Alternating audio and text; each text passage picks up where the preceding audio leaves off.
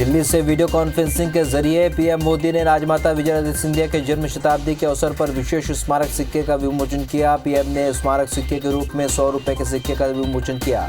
इस मौके पर पीएम मोदी ने कहा कि राजमाता जी केवल वात्सल्य मूर्ति ही नहीं थी, वो एक निर्णायक नेता थी और कुशल प्रशासक भी थी।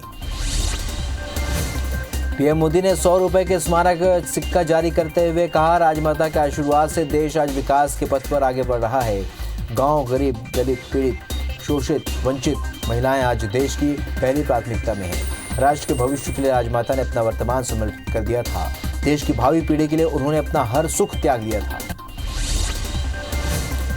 रक्षा मंत्री राजनाथ सिंह ने आज 44 ब्रिजों का लोकार्पण किया। दिल्ली से वीडियो कॉन्फ्रेंसिंग के जरिए उन्होंने सीमा सड़क संगठन द्वारा बनाए गए 44 ब्रिजों का लोकार्पण किया। ये सभी ब्रिज 7 राज्यों और केंद्र शासित प्रदेशों में 286 करोड़ रुपए की लागत से तैयार किए गए हैं। इसके साथ ही रक्षा मंत्री ने नेचिफ टनल की भी आधारशिला रखी।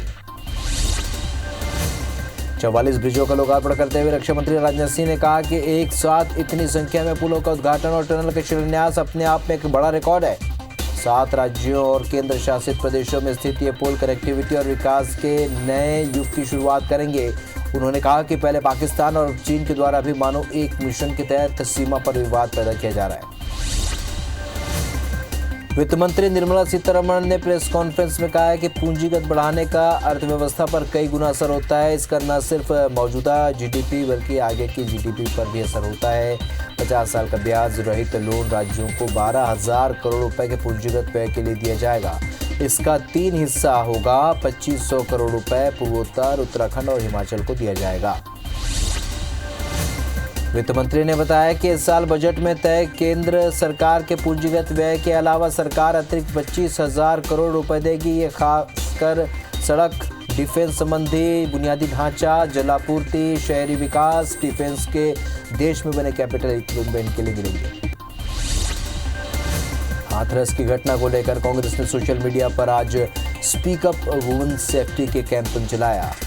कैंपेन में मुख्यमंत्री भूपेश बघेल, प्रदेश कांग्रेस के अध्यक्ष मोहन मरकाम समेत कई बड़े नेताओं ने हिस्सा लिया। सीएम भूपेश बघेल ने ट्वीट कर लिखा, महिलाओं पर अत्याचार कहीं भी हो, सरकार किसी की भी हो, जवाबदेही सबकी तय होनी चाहिए। हमें सामाजिक बुराई से मिलकर लड़ना होगा। मुख्यमंत्री भूपेश बघेल ने छत्तीसगढ़ हाईकोर्ट के chief justice PR Ramchandra Memon को पत्र लिखा है। उन्होंने पत्र लिखकर सभी जिलों में यौन अपराधों से संबंधित प्रकरणों की जल्द सुनवाई के लिए जरूरी संख्या में फास्ट ट्रैक कोर्ट अधिसूचित करने का अनुरोध किया है। मुख्यमंत्री ने इसके लिए राज्य शासन की ओर से पूरा सहयोग देने की सहमति जताई है। मध्य प्रदेश के सीएम शिवराज ने मध्य प्रदेश पीसीसी चीफ कमलनाथ पर तंज कसा है। उन्होंने कहा कि कमलनाथ बौरा गए हैं और बीते रविवार को वो कह रहे थे खंभों में तार नहीं, तारों में बिजली नहीं, किसी ने उन्हें दूसरा पेज दे दिया। वो भूल गए थे कि बंटाधार के कार्यकाल की उपलब्धियों को किनारे। मध्य प्रदेश की सत्ता में वापसी के लिए कांग्रेस ने आखिर जोर लगा दिया है। पीसीसी चीफ कमलनाथ ने पूर्व मंत्रियों को साफ कर दिया है कि 1 नवंबर के पहले प्रभार वाले विधानसभा क्षेत्र किसी भी सूरत में ना छोड़े। दरअसल कांग्रेस को डर है कि चुनाव के पहले पार्टी को भीतर घात से बड़ा नुकसान हो सकता है।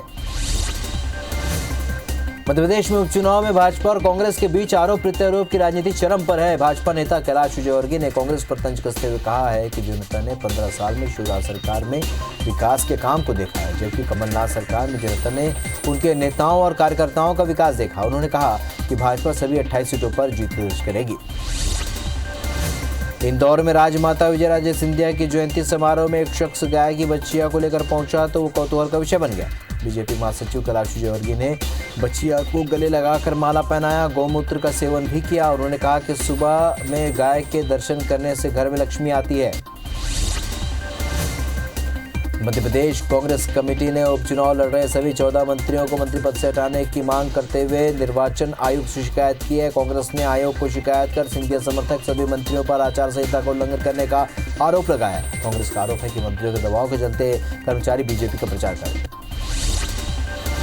मरवाही उपचुनाव के लिए प्रचार करने पहुंचे राजनांदगांव के सांसद संतोष पांडे ने कहा कि गौरला पिंडा मरवाही जिले की सड़कों की बदहाली का मामला वो आने वाले दिनों में संसद में उठाएंगे। उन्होंने कहा कि पंडित दीनदयाल उपाध्याय कहते थे कि कार्यकर्ता का पद श्रेष्ठ होता है और भाजपा में हर एक कार्यकर्ता मां भारती की सेवा में हमेशा तत्पर रहता है। फर्जी जाति प्रमाण पत्र मामले में ऋचा जोगी ने छानबीन समिति को अपना जवाब भेज दिया है। उन्होंने समिति से इस मामले में और समय देने की मांग की है। उन्होंने कहा कि कोरोना की वजह से कार्यकाल के 7 से 11 अक्टूबर तक बंद रहने की वजह से उपलब्ध दस्तावेज उपलब्ध नहीं हो पाए हैं, इसलिए उन्हें और समय दिया जाए। सास बहू के बीच साजिशों से परे उपचुनाव में एक अनोखा मामला देखने को मिला है। दरअसल अशोकनगर में कांग्रेस प्रत्याशी आशा दोहरे को जिताने के लिए उसकी सास अनीता जैन ने पूरा जोर लगा दिया है। अनीता जैन ने अकेले ही अपनी बहू आशा के लिए मोर्चा संभाल लिया है। अनीता विभिन्न सभाओं में अपनी बहू के लिए मंच पर हाथ जोड़े खड़ी रहती है। मरवाही से भाजपा से टिकट पाने की जद्दोजहद में लगे 4 बार के विधायक रहे रामदयाल उइके टिकट नहीं मिलने से मायूस नजर आ रहे हैं। इसके चलते अब उनको भाजपा ने उत्तर मरवाही मंडल के 44 बूथों का प्रभारी बनाया। उन्होंने कहा कि पार्टी के प्रति अपने दायित्वों का निर्वहन कर भाजपा प्रत्याशी को जिताकर लाएंगे।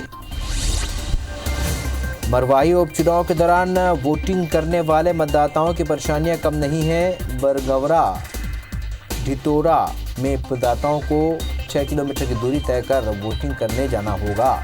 वहीं सचरा टोला के आश्रित ग्राम देवरी के लोग 6 किलोमीटर दूर करगी तक वोट डालने जाते हैं। महासमुंद जिले के कोमाखान थाना क्षेत्र में कुएं में डूबने से 2 बच्चों की मौत हो गई। दोनों बच्चे घर की बाड़ी में खेलते खेलते कुएं में जा गिरे, जहां दोनों की डूबने से मौत हो गई। घटना कोमाखान थाना क्षेत्र के कारागुला गांव की। जबलपुर में फिर एक युवक निगम की लापरवाही का शिकार हो गया और उनकी मौत हो गई। घटना जबलपुर के आदि शंकराचार्य चौक की है, जहां डिवाइडर में लगे स्ट्रीट लाइट के खंभे से निकलने वाले तार से करंट लगने से युवक की मौत हो गई। घटना के बाद मौके पर पहुंची गोरखपुर थाना पुलिस ने मामला दर्ज कर जांच शुरू कर दी। अनूपपुर रेलवे स्टेशन पर कोयला चुराने के चक्कर में युवक अपनी जान से हाथ धो बैठा। युवक का कोयला चुराने के चक्कर में रेलवे बोगी पर चढ़ा और हाई टेंशन करंट की चपेट में आने से उसकी मौत हो गई। हालांकि मौत कैसे हुई, इस बात की पुष्टि अभी रेलवे पुलिस ने नहीं की। बैतूल के सीएमएचओ डॉक्टर प्रदीप धाकड़ और जिला अस्पताल में तैनात एक स्टाफ नर्स हादसे का शिकार हो गई। हादसे में दोनों घायल हो गए। नर्स के सर पर गंभीर चोट आई है। वही घटना के बाद दोनों को इलाज के लिए अस्पताल पहुंचाया गया। बताया जा रहा है कि ट्रक से बचने के चक्कर में कार अनियंत्रित हो गई, जिसके चलते यह हादसा हुआ। आगर मालवा में सुसनेर मार्ग पर कंटेनर और बाइक के भिड़ंत में एक युवक की मौत हो गई, जबकि 4 लोग घायल हो गए। वहीं हादसे के 1 घंटे के बाद भारी मशक्कत से कंटेनर में फंसे बाइक सवार लोगों को निकाला गया। हादसा सुसनेर मार्ग पर बापचा जोड़ के पास हुआ। बताया जा रहा है कि कंटेनर तेज रफ्तार में था और बाइक सवार को चपेट में ले लिया।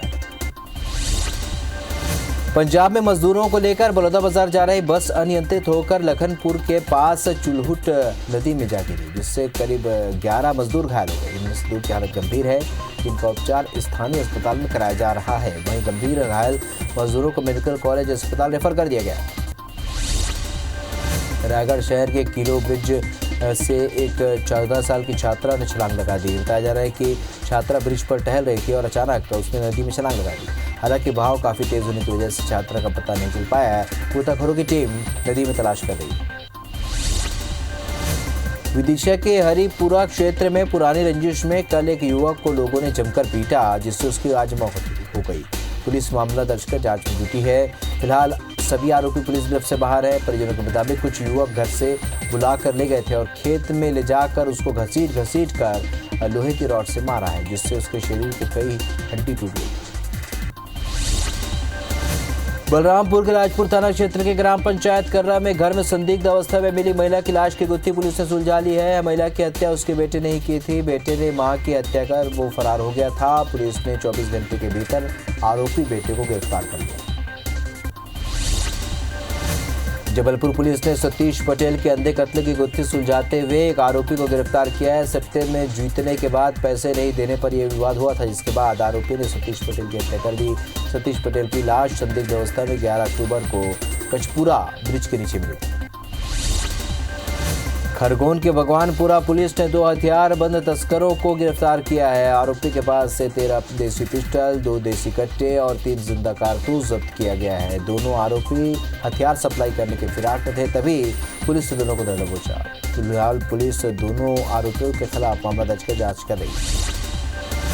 बलरामपुर जिले के राजपुर में एक बार फिर चोरों ने मंदिर को निशाना बनाया है। बीती रात चोरों ने महामाया मंदिर का ताला तोड़कर माता पर चढ़े सभी आभूषणों और उनके श्रृंगार पेटी लेकर फरार हो गए। सूचना मिलने के बाद मौके पर पहुंची पुलिस जांच में जुट चुकी है। 2 दिन पहले भी सत्यनारायण मंदिर में चोरी हुई थी।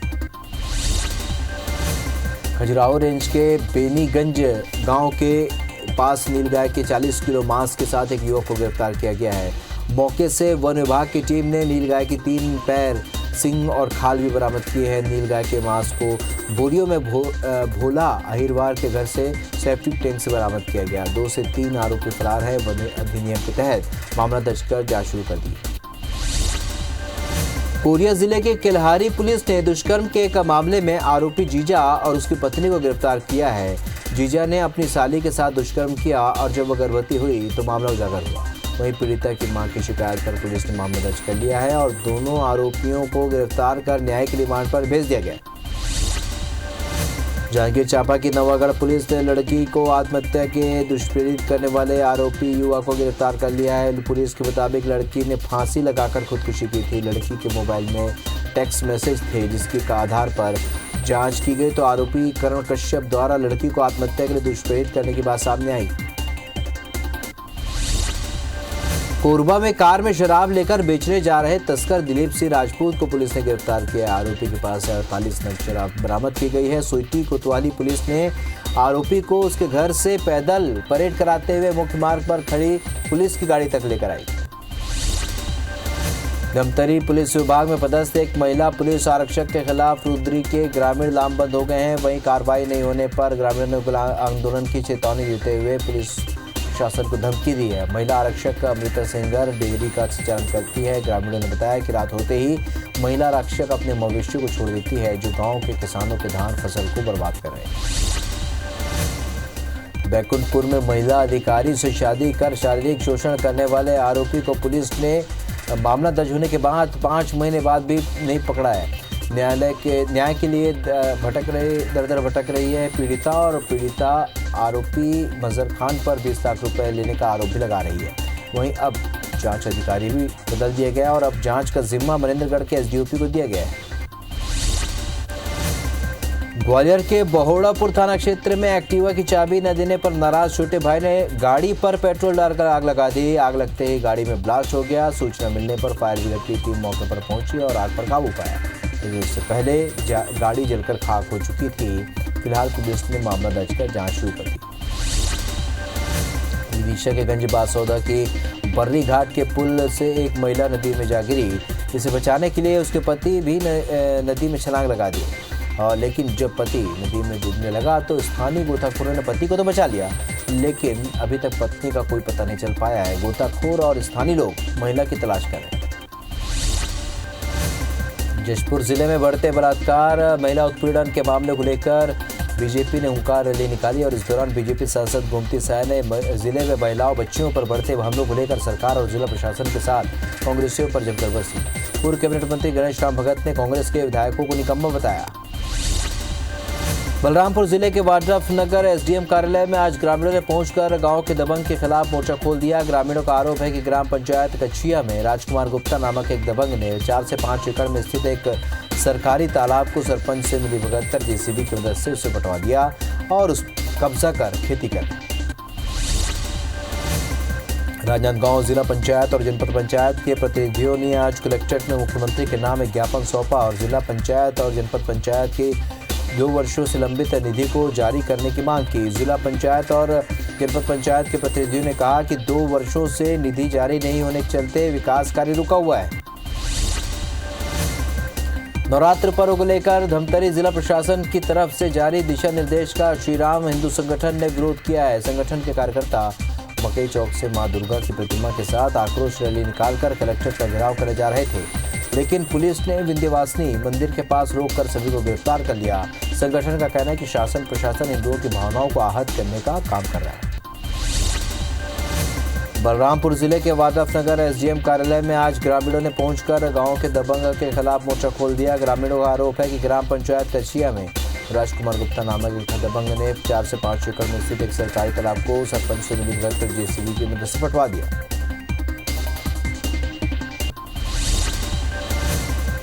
महासमुंद जिले के बागबाहरा नगर में पुलिस की सूझबूझ से एक बड़ा आंदोलन टल गया। तो अलग अलग धर्मों को सम्मानने वाले युवा प्रेमी जोड़े ने घर से भागकर शादी की। प्रेमी जोड़े के घर से भागने के बाद से ही युवती के पंचम और वेतन में सामाजिक संगठन लामबंद होकर धरना प्रदर्शन और रैली की तैयारी में लगे हुए थे। फिर पुलिस ने दोनों के बालिग होने और स्वेच्छा से शादी करने की बात कहकर मामले को शांत कराया। राजनांदगांव में फिर डीजे संचालकों ने विश्व हिंदू परिषद और बजरंग दल के संयुक्त तत्वाधान में रैली निकालकर कलेक्टर को ज्ञापन सौंपा है, जिसमें उन्होंने कार्यक्रमों में साउंड सिस्टम लगाने की अनुमति देने की मांग की है। बता दें कि मार्च से साउंड सिस्टम का व्यवसाय पूरी तरह से बंद पड़ा हुआ है।